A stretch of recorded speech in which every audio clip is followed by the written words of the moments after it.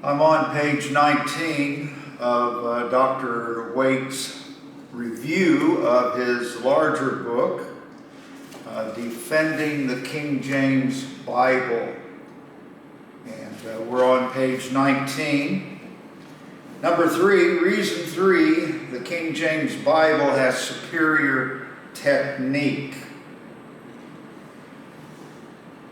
Dr. Waite writes that the King James has a superior technique of translation.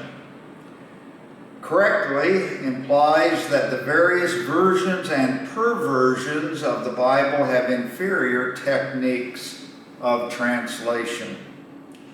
The King James Bible translators use the superior technique of verbal equivalence and formal equivalence rather than dynamic equivalence. Alleged exceptions to this are used of the critics of the authorized King James Bible. And the first exception is God forbid.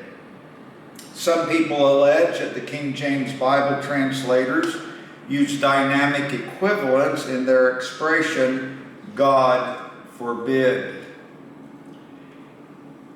This God forbid is a rendering, and he gives the Greek, me geneto, if I pronounced that correctly. Probably not. But anyway, which is, may it not be, or let it not be. God forbid is perfect 1611 parlance for this phrase. It was quite literal in 1611. Secondly, God save the king. Another favorite allegation of dynamic equivalency in the King James Bible is the expression, God save the king. It means, may the king live long, or may the king be preserved or safe.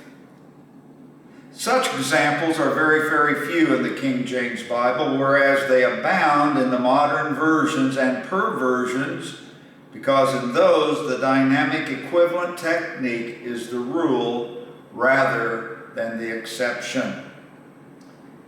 Then B, the King James Bible's verbal and formal equivalence. The King James Bible basically uses the technique of verbal equivalence and formal equivalence. Verbal equivalence means that the very words, wherever possible, are brought over from Hebrew into English and from Greek into English. The King James Bible also uses the technique of formal equivalence, that is, the translators brought over, wherever possible, the very forms of the Hebrew and Greek words into English. They didn't transform the grammar. They didn't take a noun and make a verb out of it. They brought a verb into a verb and a noun into a noun wherever possible.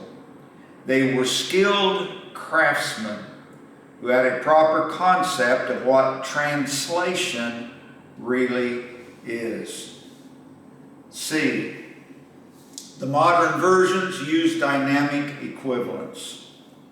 Dr. Waite writes, I have a computer printout research of 3 of these modern versions: the New King James, the New American Standard, and the New International.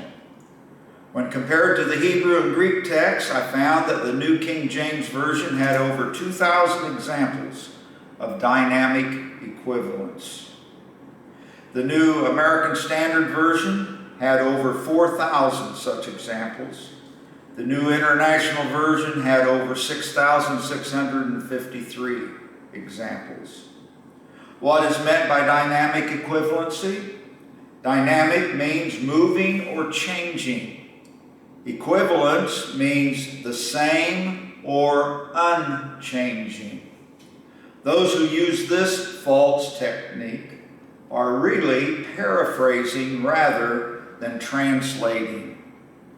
The King James Bible translators sought to put into English the exact and accurate meaning of the Hebrew and Greek words of God rather than to give something that is beside or alongside of the word or phrase.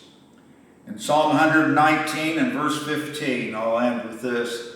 We read, I will meditate in thy precepts and have respect unto thy ways. May God bless you as you read and study the King James Bible.